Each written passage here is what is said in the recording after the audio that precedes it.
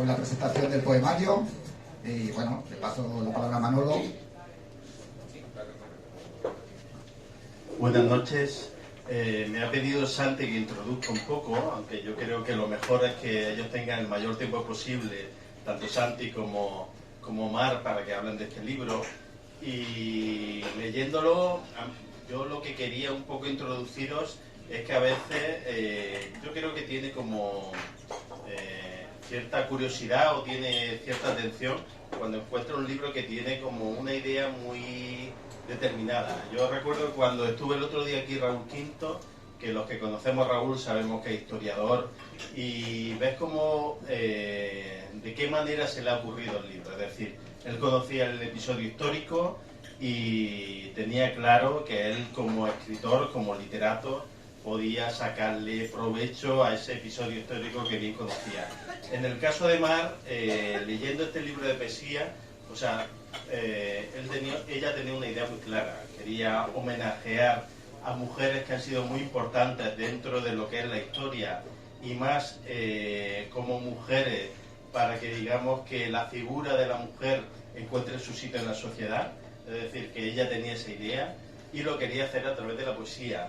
Además, ha elegido una estructura del libro muy bonita, y es que empieza a través de un poema que se llama De Violeta y Rosas, que es de los más llamativos que hay en todo, y a partir de aquí vamos encontrando una mujer que dibuja Santi, que la retrata, y que ese poema lo orienta a Mar para que la homenajeemos y la conozcamos a la vez. El currículum literato de Mar, si lo veis, está como de sobra contrastado, es decir, no es una escritora amateur, no es una más, y no es que tenga nada de negativo que alguien empiece. La cosechadora siempre apostará por escritores que empiezan, pero el caso de Mar, yo lo decía en el grupo de WhatsApp que tenemos la cosechadora, es un acto al nivel de Raúl Quinto, es decir, que como mínimo cuando terminamos este ciclo habremos tenido 2 o 3 actos de gran calidad literaria. Y no me quiero extender mucho más. Lo que sí quiero es que cuando estemos homenajeando a estas mujeres, sí quiero pedirte que también yo quiero que hables de esa mujer que ha sido la primera mujer que ha dirigido el Parlamento andaluz. Es decir, que cuando encontramos la biografía de la autora, yo creo que si yo fuera quien ha escrito el libro, quizá hablaría también de ti. Y así que, Santi, recuérdaselo a Mar. Yo creo que incluso antes de que lleguemos al turno de preguntas, por si nos alargamos, yo creo que es muy bonito también que los ciudadanos andaluces conozcamos algo de esa mujer andaluza que ha sido la primera en dirigir el Parlamento andaluz. Y bueno, os dejo con ellos, que yo creo que son los protagonistas de las dos.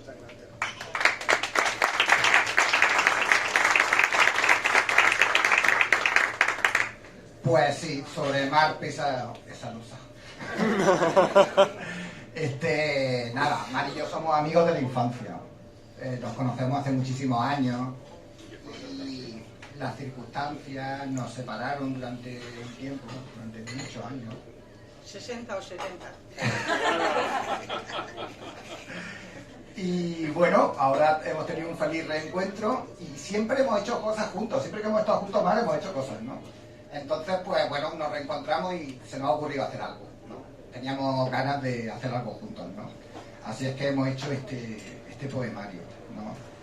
Mar Moreno, creo que Manolo la presenta perfectamente. Yo no voy a dar muchos más datos, ¿no? Una novelista que tiene ya un recorrido amplio, tiene 4 novelas, 2 de ellas, esta última y lo de Ricardo, no recuerdo cómo era el título. Ay, Mar. Dicen que Te quise tanto está nominada al Premio Andalucía de la Ética, pero antes estuvo nominada anteriormente. El día que nos obligan a olvidar estuvo también nominada. Y hoy me ha confesado que cuando la nominaron aquella vez, ella no tenía conciencia de lo importante que era el premio, ¿no? O sea, a ti te nominaron y tú no sabías lo que era realmente aquello, ¿no? ¿Era la primera novela? Era la primera novela, apenas tenía experiencia como escritora. Y hombre, siempre se agradece muchísimo cualquier nominación o cualquier reconocimiento, pero no era, ni yo lo valoré como lo valoro en este momento, la relevancia que tiene, no ya recibirlo, Si abren una línea telefónica os pido que votéis, por favor. Pero si no fuera así, el simple hecho de ser nominada por una asociación tan prestigiosa y de gente a nivel andaluz, en fin, que es de lo más reputado que hay aquí y en España, pues te impresiona. Y ahora me impresiona, y en la primera novela no, por desconocimiento, porque uno cuando aterriza en un sitio es que casi no sabe nada, ¿no? Y ahora ya, pues pasa al revés, conforme pasa el tiempo, pues le cogen más respeto al oficio y le cogen más respeto a todas las cosas buenas que también te pasan. Y nada, aparte de Esto sí, entrar sin decir buenas noches, ¿vale? eso es verdad, que no hemos dicho ni hola. Bueno, hola. Bien, así me gusta. Que bueno, que esto era lo que quería comentaros, ¿no? Que Mar tiene este libro, este es el libro que hoy os acercamos, pero que tiene 4 novelas que son muy interesantes. Y que me gustaría que le echaseis un ojo, porque sé que hay muchos aficionados a la lectura y a la lectura de narrativa entre nosotros. En concreto, ahí hay un grupo de narradores que comparte conmigo todos los martes un buen ratito. Y hoy venimos a hablar de poesía, pero más, este es el primer poemario que edito. Y con ser el primero tenía que ser sobre algo que a ella le interesara mucho, ¿no? Y yo creo que el feminismo, tal y como hoy, digamos, se concibe, es algo más necesario que nunca. O sea, no creo que el feminismo sea algo que esté de moda, todo lo contrario. Pero ahora Marx seguramente que profundizará sobre eso, ¿no? Entonces recuperar la memoria histórica, creo que la primera memoria histórica que deberíamos de recuperar es la memoria histórica de los personajes femeninos, que han sido secularmente casi tachados, borrados de la historia, ¿no? Así que esa es Mar, mi amiga. Mi amiga es una gran escritora y es una mujer feminista. Ya está. ¿Qué dice de eso, Mar? Bueno, pues... Hola.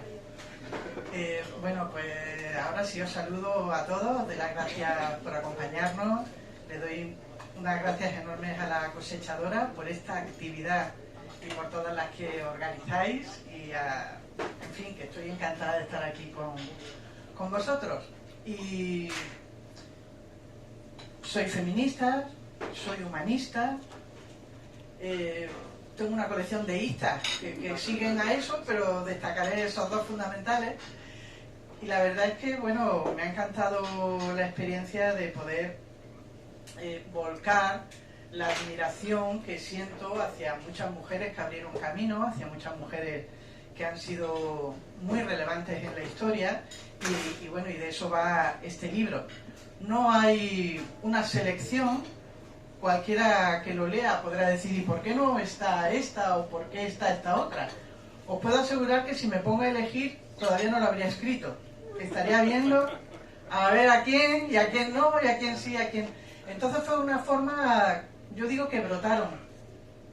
Fueron las 20 primeras que yo me propuse que fueran al menos 20 y fue por el orden en que fueron viniendo a mi cabeza, unas más conocidas, otras menos, unas más de la historia más arcaica, otras más recientes, algún homenaje personal como a mi madre porque quiero y porque para mí evidentemente es una mujer muy relevante en mi historia particular y bueno, y en general las madres lo son.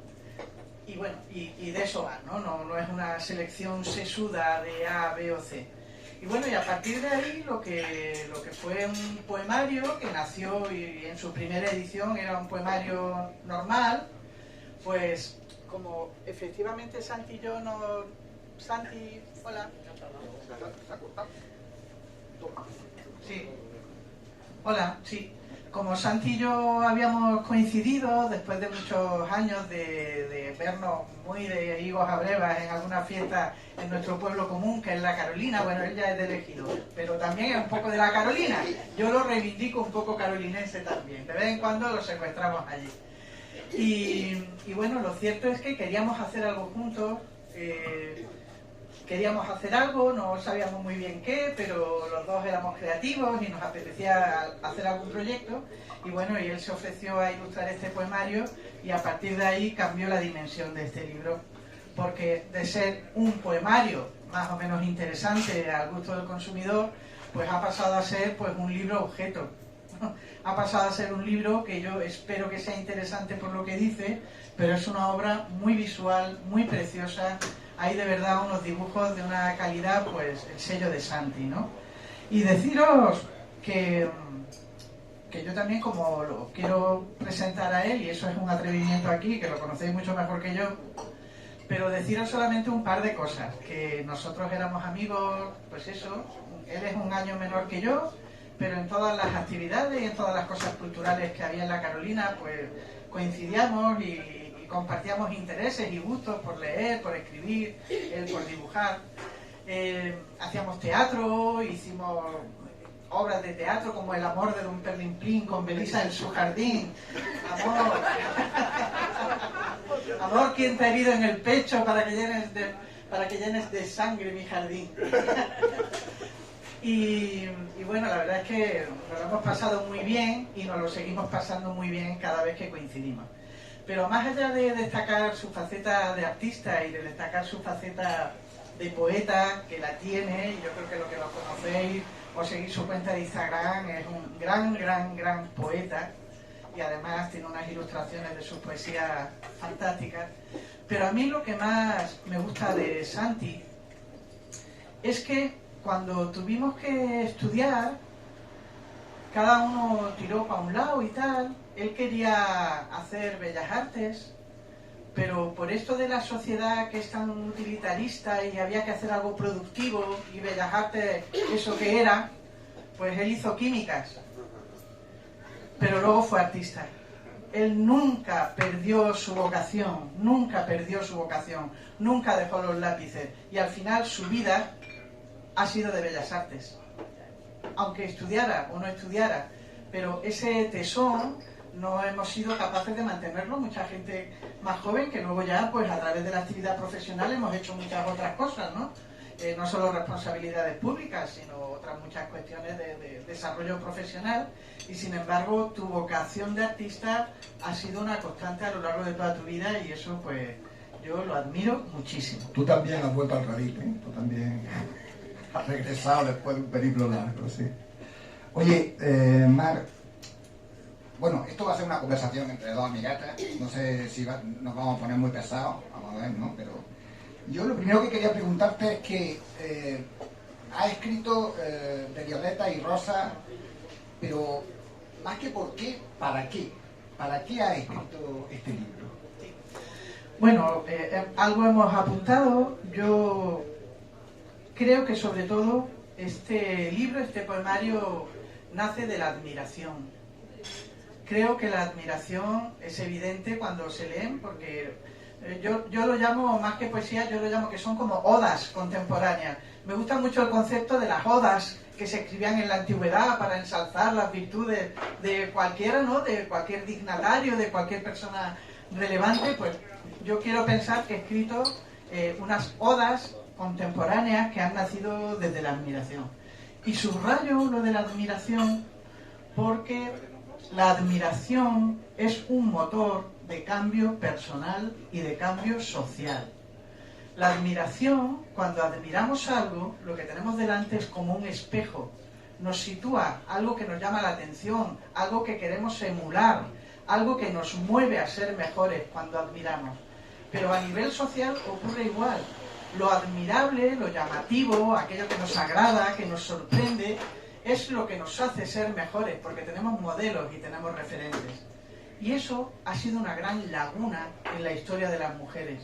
Ha habido muy pocos referentes femeninos fuera del rol que nos tenía adjudicada la cultura dominante. Entonces era prácticamente imposible encontrar un ejemplo, eso lo sabemos, pero hasta hace nada, nada, yo me incluyo, mi generación, que decir, pues un chaval pues podía decir, ay, pues yo voy a ser como Magallanes y voy a ser un marinero fantástico, o voy a ser un general, o voy a ser un pintor, o voy a ser un poeta, o voy a ser Y nosotras no teníamos mucho que emular, no teníamos mucho que admirar de nuestro sexo. Y lo del sexo contrario, amigo, pero contrario, nos estaba vetado. Por lo tanto, este poemario nace de la admiración y quiere servir para la admiración, quiere servir para admirar y para que se pueda emular, ¿no?, lo que estas mujeres hicieron. Y tú, Santi, ¿por qué has dibujado, por qué has ilustrado este poemario? O sea, que me lo devuelven, ¿no? Pues primero para estar contigo, claro, no. Eso fue lo primero, para eso, ¿no? Pero también porque creo que los varones tenemos una deuda también. Entonces, retratar mujeres para mí siempre había sido una cosa en la que como buen macho había siempre buscado la belleza, el no sé cuántas, todo ese rollo, ¿no? Entonces, yo hacía retratos de mujeres hermosas y desnudos y no sé cuántas y tal, ¿no? Y esto para mí suponía un reto, porque era mirar a la mujer igual que miro a un hombre, como se debe de mirar a una persona, en cualquier caso, ¿no? Para mí lo importante ya no era retratar la belleza de esa mujer, su belleza externa, quiero decir. Para mí lo importante era retratar su belleza interior. Y no solo su belleza, sino su capacidad, su importancia, su relevancia, su aporte a la humanidad, ¿no? Y eso para mí sí que suponía un reto. Me he enfrentado al peor reto de todos cuando tuve que dibujar a tu madre, ¿no? Claro, primero porque no, tú metes en Google el nombre de tu madre, si metes el tuyo salen muchas fotos, ¿sabes? Pero si metes el de tu madre no sale ninguna. Entonces las fotos que me pasaste de ella me hicieron recordarla un poco, pero para mí estaba en una nebulosa como toda nuestra infancia, supongo, y a ti también, ¿no? Así es que me ha encantado dibujarlo, pero sobre todo he dibujado por eso. Primero empecé a dibujarlo por estar contigo, por tener algo que hacer juntos, ¿no? Y al final cambió. Empecé a dibujarlo porque creía que tenía que hacerlo, que era mi deber hacerlo, ¿no? No obstante, todavía me lo sigo preguntando y mira que estoy defendiéndolo, ¿no? Pero ¿tú crees que tiene sentido un poemario sobre mujeres, para mujeres? ¿Eso tiene vigencia actualmente? Pues con esta pregunta siempre saco la chuleta. Bueno, creo que todos quisiéramos que esto no fuera necesario en un tiempo razonable, porque significaría que todos los hándicaps y toda la distancia que todavía nos separa de esa igualdad real que los hombres y las mujeres de bien queremos y pretendemos, pues ya fuera cosa del pasado. Pero la verdad es que parte de la motivación de escribirlo, ¿no? Cuando dicen, pero bueno, si es para admirar, pues también se puede admirar hombres. Digo, hombre, por supuesto, faltaría más. Pero ¿sabes qué pasa?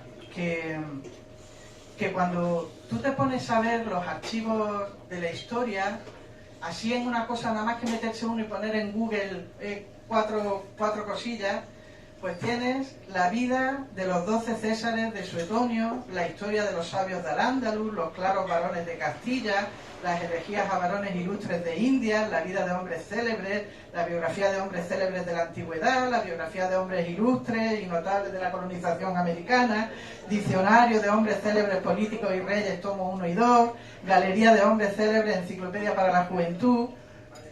Solo una de cada 5 biografías de Wikipedia sobre personajes relevantes en España es de mujeres. Y en el ranking de Wikipedia, lo digo por las cosas normales en las que nos metemos todos, de personalidades influyentes, en las 100 personalidades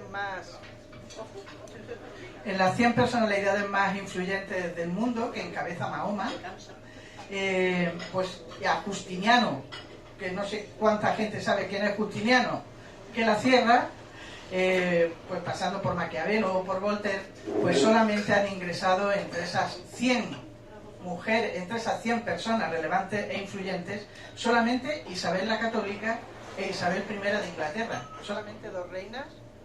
No quiere, esto es un boicot, ¿eh? No se lo... El patriarcado. Al final voy a hacer malabarismo.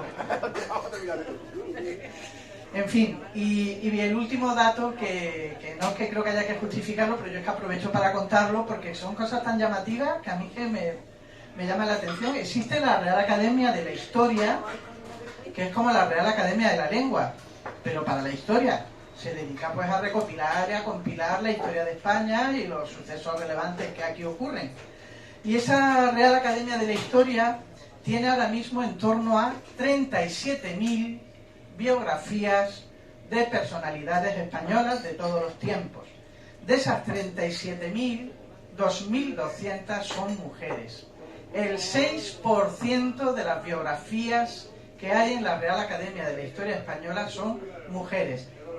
Cifra que sube al 10% en el siglo XX. O sea, ya en personalidades, no digo ya en los tiempos del Cid Campeador, no, que en el siglo XX, que ya hemos hecho casi de todo, somos el 10%, con lo cual, gracias al trabajo cada vez más grande de historiadores e historiadoras comprometidos pues con esta reconstrucción de la historia de la humanidad, pues cada vez va habiendo más nombres, cada vez vamos conociendo más biografías, y bueno, en ese contexto, pues creo que no molestará un librito con 20 nombres de mujer, supongo que no molesta. Bueno, vamos a ver, yo tengo que decir que cuando tuve que dibujar el poemario, cuando tuve que dibujar a algunas de las mujeres que más nombraba, yo no las conocía. Hasta ese punto, digamos, ¿no? Ha sido machista mi educación, ¿no? Y me he encontrado con cosas muy curiosas que para mí eran casi algo aprendido, con un introyecto que yo tenía. O, por ejemplo, no hay mujeres filósofas, no hay mujeres no sé cuántas, no hay mujeres no sé qué, no hay mujeres científicas. No hay mujeres científicas. No hay mujeres matemáticas. Y esa es una gran mentira. La inventora de las computadoras es una mujer y se llama Ada Lovelace y fue la que inventó el algoritmo que hoy nos dirige a todos. Bueno, mala hora, pero lo hizo ella, no fue él. Y eso me hizo sentirme muy incómodo conmigo mismo. Hizo que notase hasta qué punto mi visión del mundo había estado cansada, ¿no? por un sesgo machista, por un sesgo masculino, si no quiero decir machista, pero machista. Y en ese sentido, el enfrentarme a este poemario ha sido también en alguna medida enfrentarme a mi propia educación, a mi propia manera de ver a la mujer, ¿no? Y a mi propio sentido del romanticismo arcaico, del no sé cuánta, y de todas esas cosas que tenemos los tíos en la cabeza, ¿no? Y por eso también te lo quería agradecer más, porque para mí de verdad ha sido un examen de conciencia. Leer biografías, aquí hay pequeños apuntes biográficos, ¿no? Pero bueno, ya que estamos, yo quería preguntarte, a ver, ¿cuál de estos 20 tú has elegido 20? Pero uno será tu favorito. Algún personaje de los que hay aquí será tu favorito, ¿va? Y yo quería que nos leyese el poema de ese personaje favorito. ¿Lo buscas o...? Bueno, vale. Ahora te la voy a devolver también. Bueno. Así que vete pensando en cuál es el tuyo, cuál es tu favorito. Ya lo tengo más o menos pensado. Bueno, la verdad es que... ¿Ves? El primero. Hombre, cuesta trabajo elegir porque el aporte de todas son tan diferentes y ha sido un aporte tan variado, pero no sé, a lo mejor yo es que me identifico una chispitina o algo, porque como esta mujer tocó tantos palos y participó mucho en la política de su siglo, y luego fue dramaturga, fue una escritora muy leída, fue una mujer con una voz escuchada en la Francia de la Revolución, que me resulta muy llamativo, y además su historia me parece prodigiosa, porque es que esto además, insisto, es relativamente reciente, ¿no? Me refiero a Olympia de Gouges, que efectivamente está en pantalla.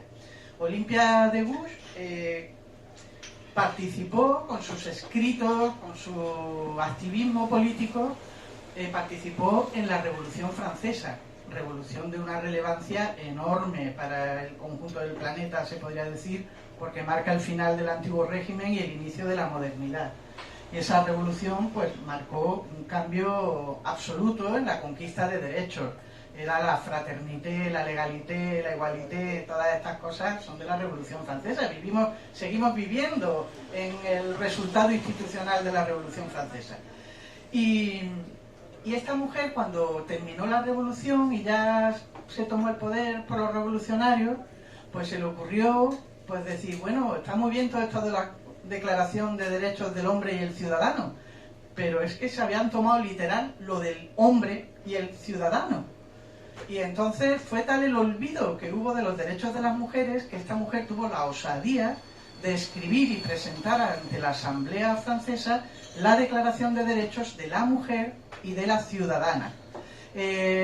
Meses más tarde era guillotinada en París.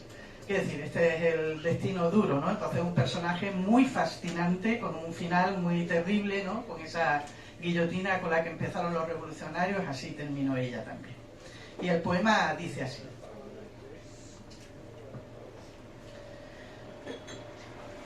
Recorro de París las calles empedradas, las calles del Marais, la plaza de Les Bosques, y sigo viendo espíritus famélicos de niños que rebuscan la comida en las sobras de la verdulería, haciendo intolerable la vida en la abundancia que existía al otro lado de las rejas doradas.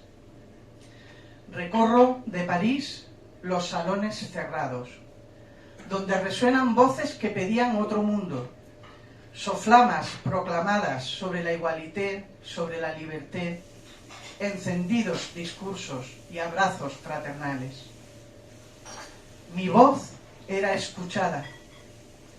Olimpia de Gouges quise que me llamaran, y célebres mis textos se leyeron, y mis obras llenaron los teatros. Aplaudí conmovida los derechos que los hombres ganaron, y levanté la mano ilusionada, esa mano que empuñó palabras subversivas, palabras defendiendo nuestros sueños, palabras como espadas.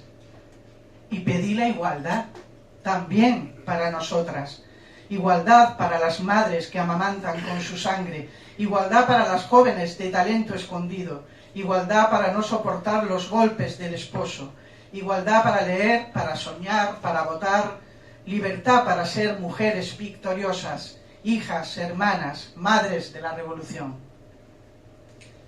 Recorro de París el Palacio Real, las Tuilerías. Una nueva crueldad fue coronada. ¿Cuántos crímenes viles anegaron las rúes con sangre de inocentes? Qué injustos con mi sexo los revolucionarios. Mi sexo femenino, que es la mitad del mundo. La monarquía absoluta abandonó Versalles, pero no nuestras casas, donde reinaban ellos. Igualdad para ellos, libertad para ellos, vasallas para ellos. ¿Qué pasa con nosotras? Dímelo, compañero. Recorro de París los cielos incendiados del ocaso, la Bastilla, allí donde brillaba la cuchilla que sesgó mi garganta, pero no mis ideas, que hoy como un vendaval estallan por París, por Europa y el mundo, pintando de violeta la oscuridad del miedo.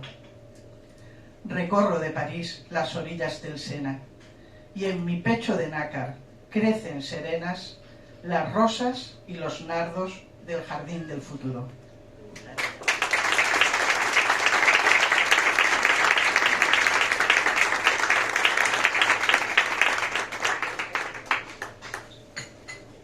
Pues ahora tú. ¿Cuál es la que más te ha gustado o interesado o cuál te gustaría destacar? A ver, hay muchas, ¿no? Pero no nos damos cuenta a veces de la importancia de los gestos, ¿no? A veces un simple gesto puede cambiar el mundo. Un gesto tan simple como en lugar de hacer así. Hacer así. Basta con ese gesto para cambiar el mundo. Y ese gesto lo ejemplifica, esa manera de cambiar el mundo, lo ejemplifica un personaje mínimo. Un personaje al que Mar, con muy buen criterio, le ha dedicado una oda. Ella es Rosa Parks. Rosa Parks ha pasado a la historia tras ser encarcelada por no ceder el asiento que ocupaba en un autobús a un pasajero blanco, tal y como ordenaban las leyes y las costumbres racistas. Se convirtió así en un referente del movimiento por los derechos civiles de los Estados Unidos. Esta mujer, para cambiar el mundo, lo único que hizo fue decir no. Y este es el poema que Mar le dedica a Rosa Parks. Si agachas la cabeza, dices sí al poderoso. Dices sí a quien te humilla. Si agachas la cabeza, dices sí. Enseñarte tu sitio busca entera la escuela, el cine. Y las canciones hablan de negros buenos. Te doblegan, te doman. Tienes que decir sí cuando te empujan. Tienes que decir sí si te avasallan. Decir que sí. Que quieres ser el último en la cola. Que te gusta ese oscuro rincón en la cafetería. Deja de respirar si es necesario. No molestes al blanco. Di que sí a cuanto quiera. A cuanto quiera, negra. Di que sí a cuanto le apetezca. La sangre negra hierve por las venas. Pese a la educación, la sangre arde. Pese a la mucha doma, prende la sangre. Aunque se domestique, la sangre quema. Aunque te obliguen a inclinar la cabeza, la sangre incendia los asientos del bus donde una negra, de nombre Rosa Parks, se niega.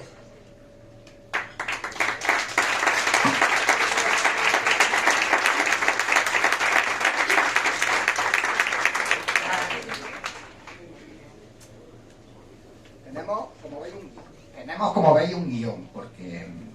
¿Para qué lo vamos a ocultar? ¿Para qué lo vamos a ocultar? Si se ha notado, vaya. A ver, yo tengo una especial predilección por un poema que es dedicado a una escritora como tú y que me gustaría que leyeras, ¿no? Que nos hablaras sobre todo del personaje, ¿no? El personaje, si es más conocido que lo que hemos visto hasta ahora, y es Virginia Woolf, que nos tienes que contar de Virginia.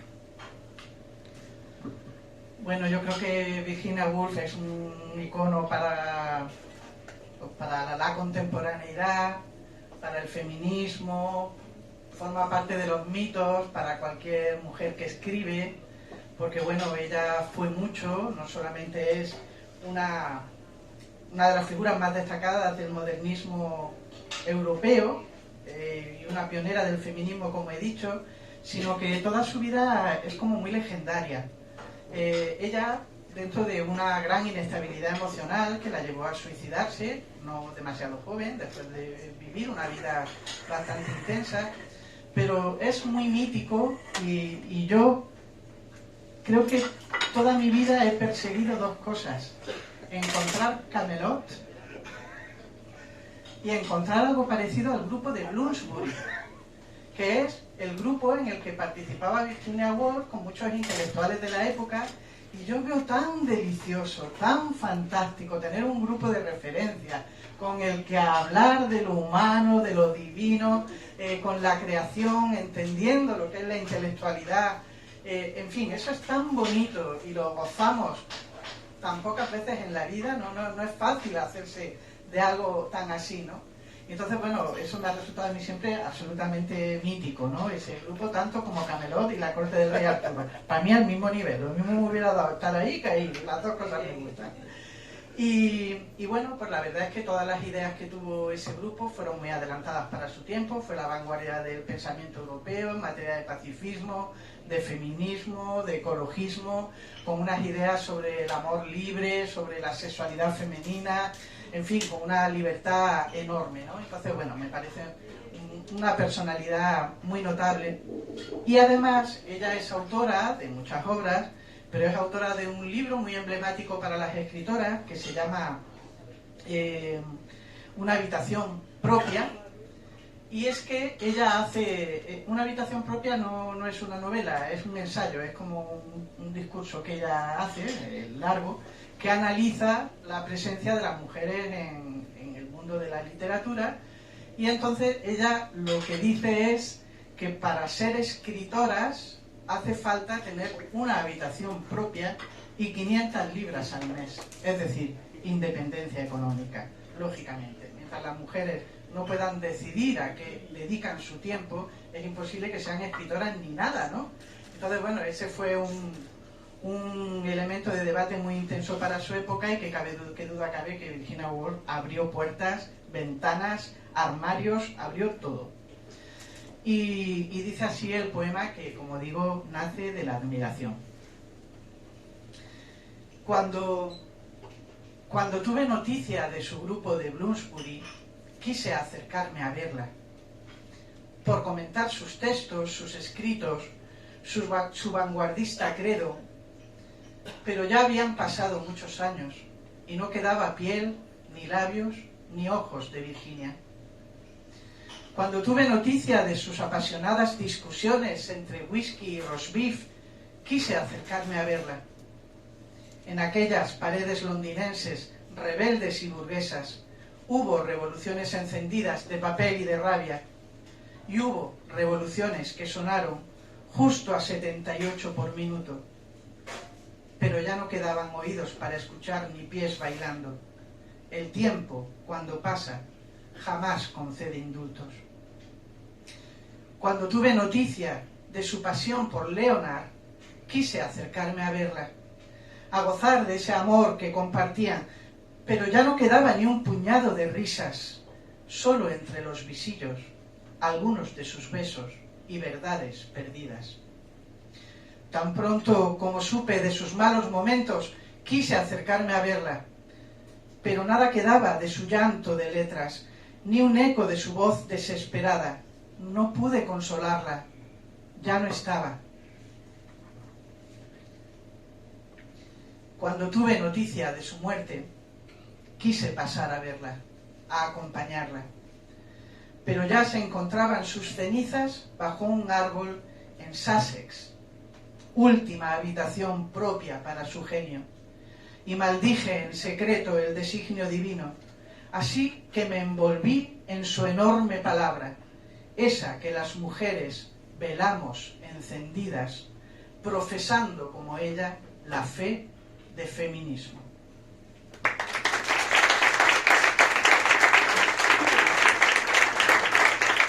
Santi, ¿y tú cómo, qué trabajo? Esto ha sido una declaración de principio. ¿Eh? Esto ha sido una declaración de principio. Sí.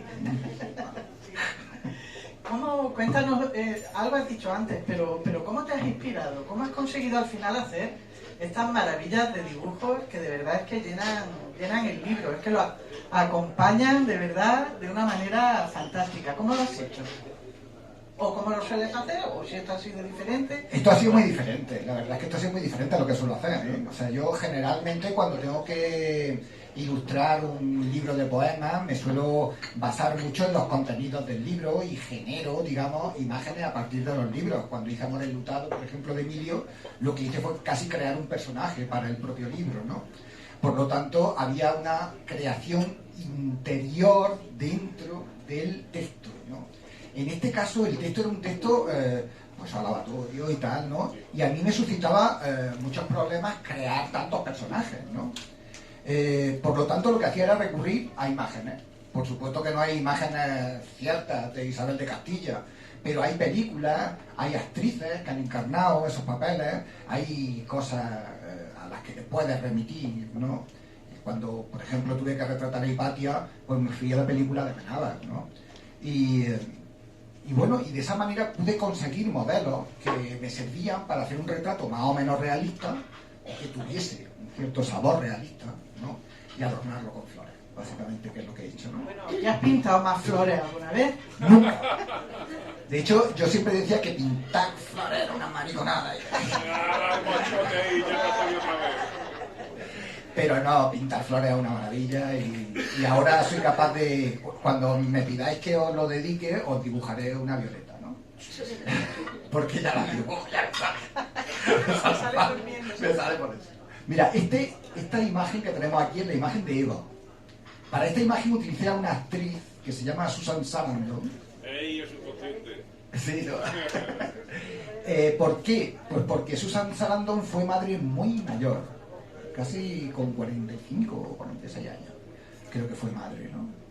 Y Eva, para mí, siempre ha sido representada como una jovencita. Pero a mí siempre me gustó verla como más madura, ¿no? O sea, no sé por qué, no hay una imagen de Eva madura, no sé. Y, no sé, por eso hice, por ejemplo, ¿no? Pero ya te digo que en realidad la forma de inspirarme fue esa, fue muchas veces la intuición, ¿no? Ahora mismo no sabría decirte cómo abordé algunos de los retratos. Pero para terminar, porque no nos queremos ir muy lejos y porque también tendréis cosas que preguntarle a Mar y eso, ¿no? Antes de daros la palabra y que entremos en una conversación, que es lo interesante, sí quería que nos leyese el primer poema, del que ha hecho mención también Manolo, ¿no? El que da nombre a la obra, ¿no? Y bueno, porque veamos cómo te enfrentas de principio con esta obra. Pues no. ¿No? No. ¿Por qué? Porque voy a leer otro. Vaya. Ahora voy a pillar sin la foto, pero bueno. Pues dile la foto que es que igual te la busco. Bueno, a lo mejor luego lo hacemos para despedirnos, pero ahora me ha apetecido, porque es que cada cosa inspira una...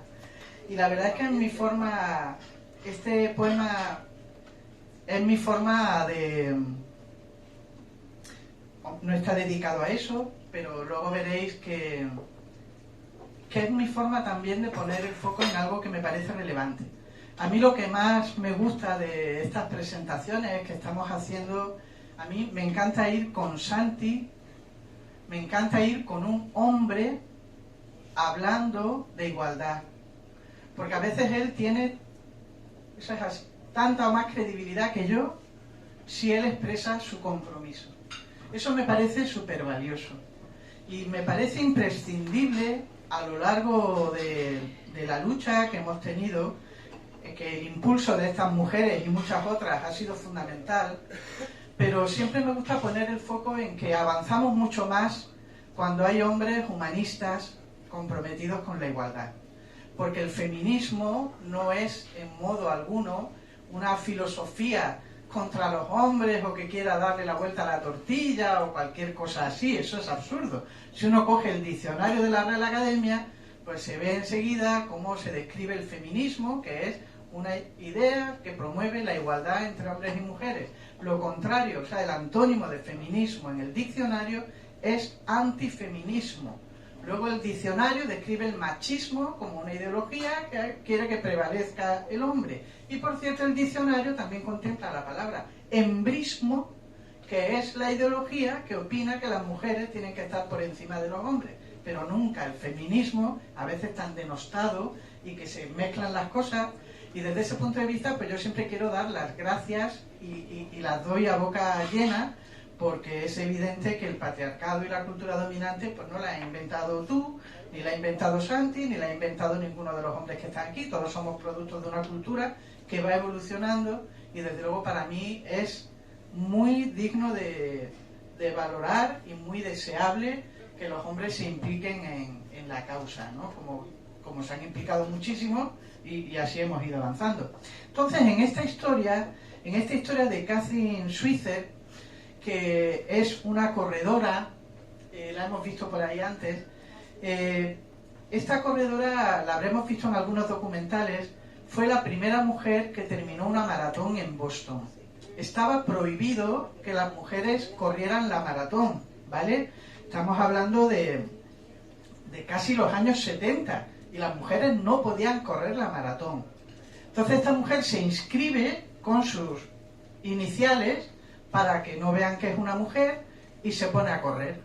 Cuando la organización se da cuenta de que está corriendo, salen un montón detrás para que abandone la carrera, le piden que abandone, la empujan, la intentan sacar de la pista y ella termina la carrera y a partir de esa prueba se permitió que las mujeres corrieran la maratón en todo el mundo. Pero hay un detalle que lo digo de pasada, pero muy sentidamente, y es que cuando la organización intenta sacarla de la pista, a ella la protegen los corredores varones que van alrededor. Le hacen un círculo y la amparan y la protegen hasta que llega a la meta. Es decir, fijaros qué maravilla cómo podemos correr cuando compartimos un objetivo y cuando todos lo vemos claro, ¿no? Y no perdemos el tiempo a la contra o en cosas que hoy no tienen ningún sentido. Y por eso me apetecía leerlo. Pues venga. Pues hay una foto icónica que bien relata la callada historia de tantas zancadillas y empujones. En esa foto épica, millones de mujeres se reflejan.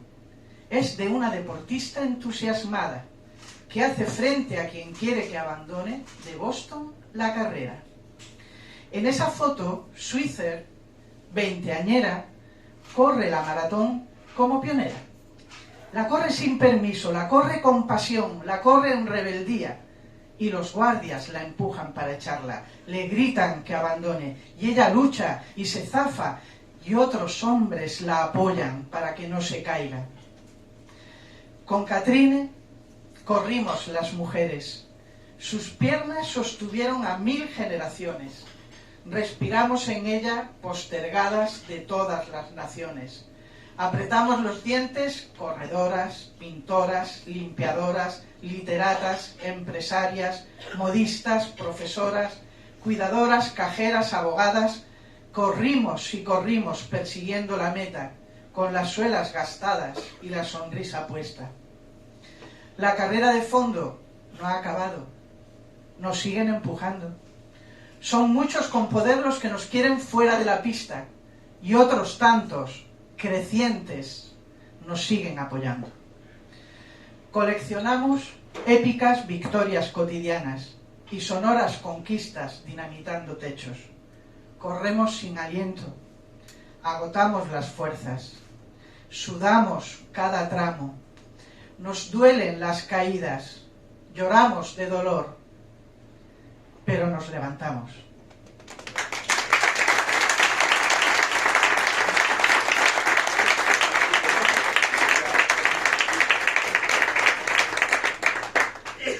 Bueno, pues otra declaración.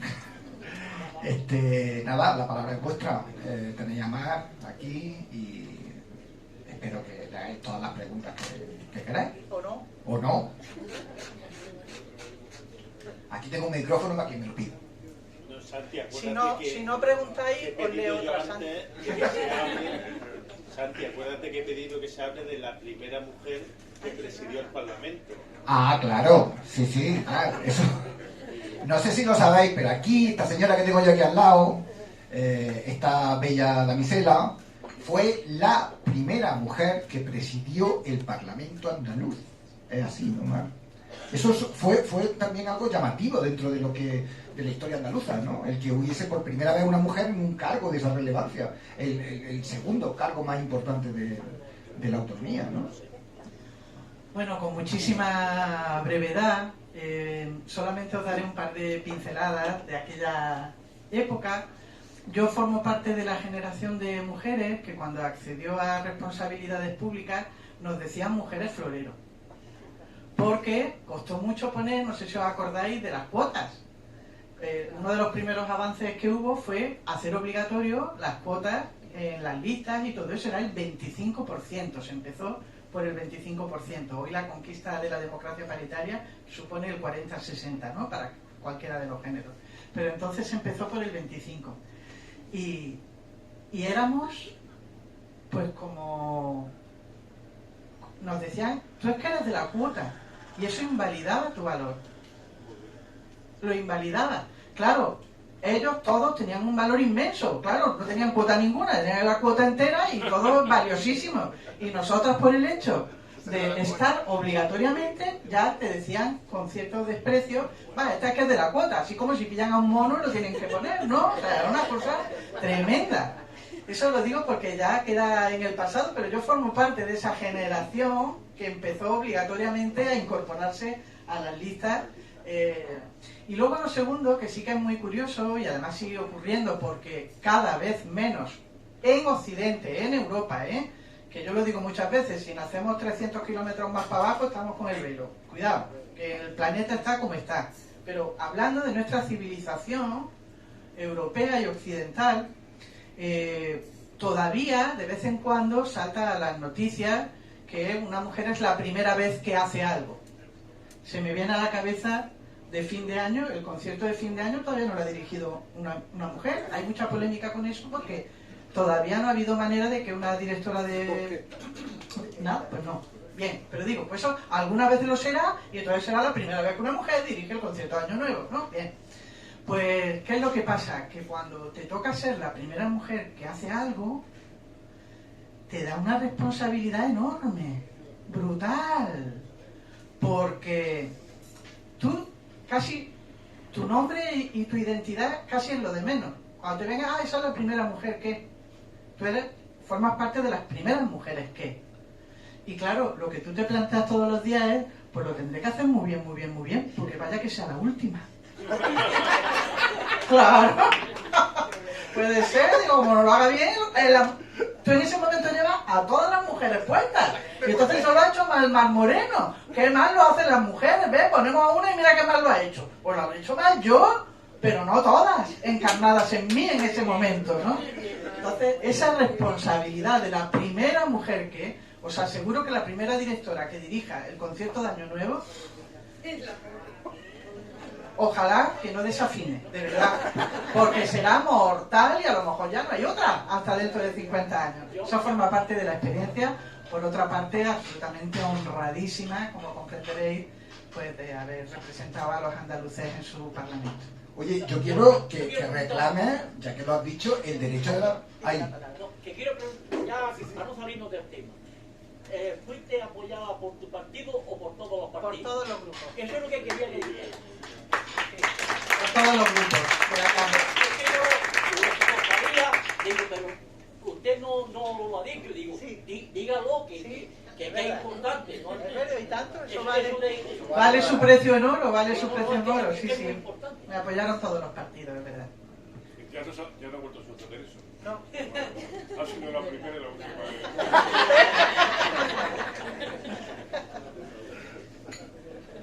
Bueno, ¿qué más preguntas queréis hacerle, Amar? No ha sucedido lo de la unanimidad, más mujeres en el Parlamento se ha ido. Digo, para que no hubiera la confusión por si alguien no. ¿Alguien se anima? Bueno, yo quería, si nadie se anima, quería que me hablases de un personaje en concreto, porque creo que también es muy importante desde el punto de vista de la literatura, ¿no? Y de la lengua, vamos a decir, ¿no? Que fue María Moliner, ¿no? Al que le dedicas también una oda, ¿no? Porque me parece que cuando hablamos de discriminación, creo que María Moliner es un caso emblemático. Sí, es verdad.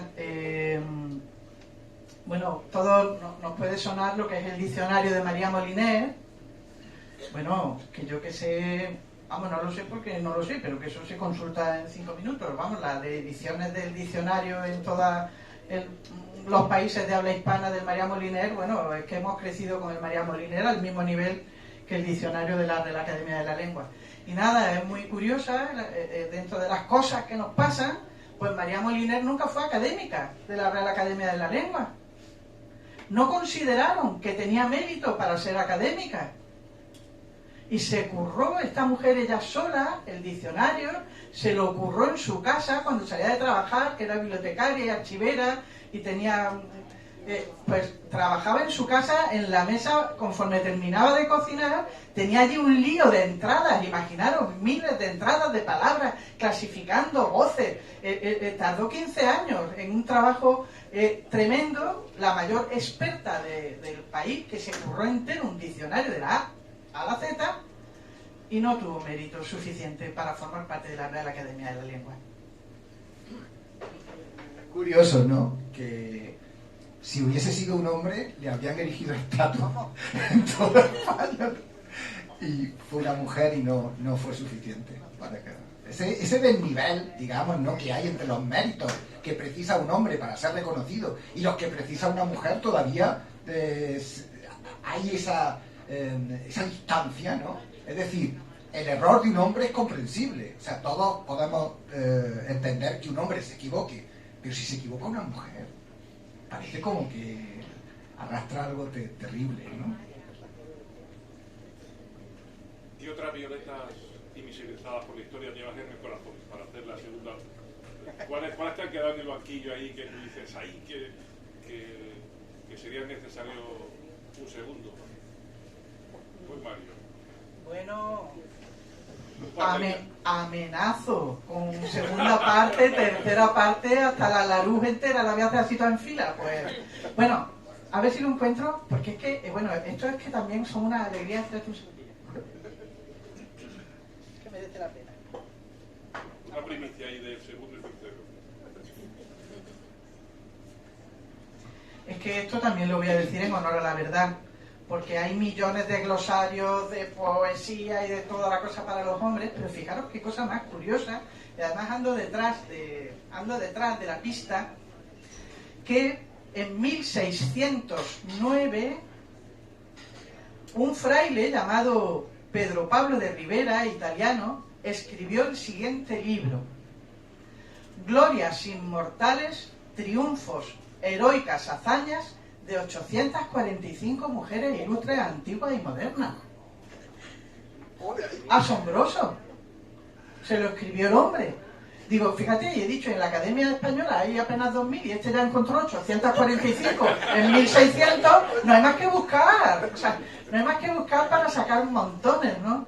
Entonces, bueno, no sabría decirte. Es que me vienen a la cabeza muchísimas.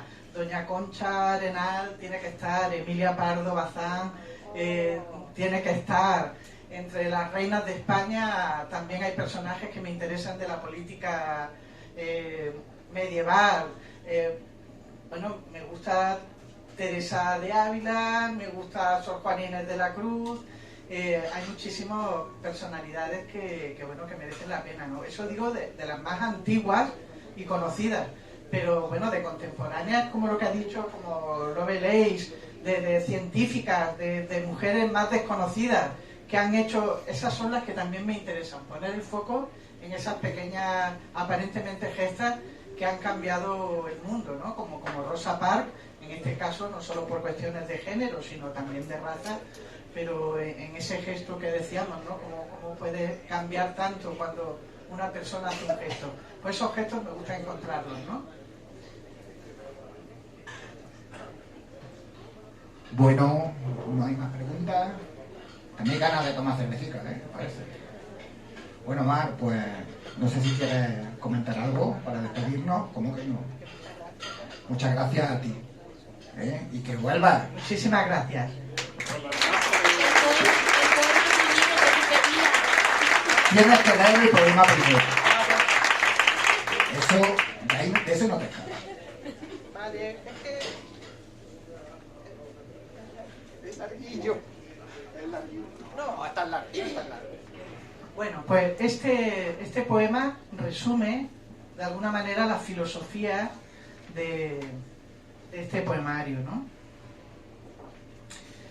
Dice así: de la violeta el cielo reflejado, de la rosa la espina centinela, de la violeta el ramillete aunado, de la rosa la singular silueta, de la violeta gloria conquistada, de la rosa la iniesta compostura, de la violeta los quehaceres comunes, de la rosa la enorme envergadura, de la violeta el todas para una, de la rosa es el una para todas, de la violeta lazos solidarios, de la rosa la voz y la tribuna, de la violeta los azules y rosas, de la rosa colmada la paleta, de la violeta el mañana en el pecho, de la rosa la cuna y las estrellas, de la violeta penas compartidas, de la rosa su fuerza cuando es roja, de la violeta amarejada de aromas, de la rosa la furia perfumada, De la violeta la mano y la empatía, de la rosa la garra y la algarada, de la violeta sororidad que brota, de la rosa el amor que nos agranda, de la violeta la coral armonía, de la rosa la fe y el arrebato, de la violeta crecen los nosotras, de la rosa también nuestros hermanos, de la violeta el juicio y la dulzura, de la rosa el orgullo y la alegría, de la violeta la igualdad sin excusas, de la rosa la equidad como guía, de la violeta mis queridas amigas, de la rosa y el vino la amistad, de la violeta lucha en los inviernos, de la rosa victorias que arderán, de la violeta vida y esperanza, de la rosa la memoria y la paz. Unidas en verdades como rayos, juntas van las violetas y las rosas.